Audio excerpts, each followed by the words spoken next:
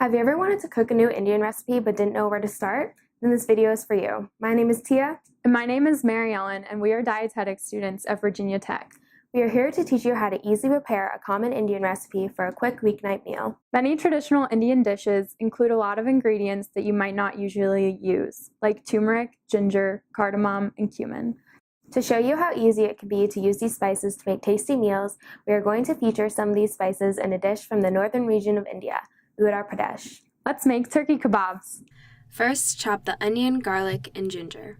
Then, finely chop the parsley and cilantro. Next, add the dry spices: cumin, cinnamon, cayenne pepper, black pepper, cloves, nutmeg.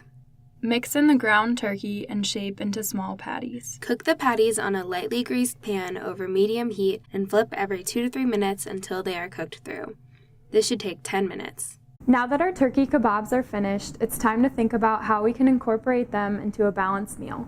MyPlate makes this easy. This turkey kebab recipe counts as a protein element in your meal.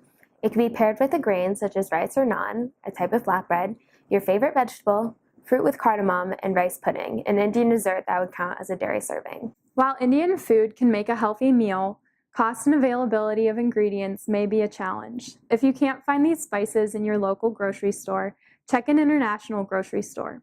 You can even save money by growing fresh herbs like cilantro in a pot at home or in a local community garden. Check out our blog, Spice Up Your Plate with Indian Food, for more helpful tips for quick Indian meals.